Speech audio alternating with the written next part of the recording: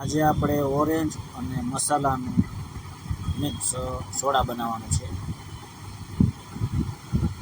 આપણે ઓરેન્જ લઈ લીધી છે, સિરપ છે. હવે એમાં મસાલાનું સિરપ નાખવાનું છે, મસાલા સોડા.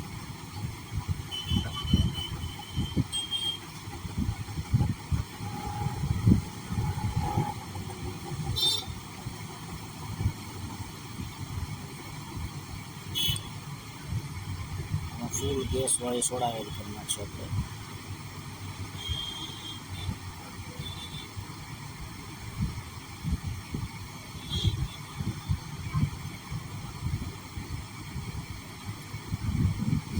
ક્યારેક ટ્રાય કરજો, મજા આવશે, અલગ જ ટેસ્ટ આવવાનો.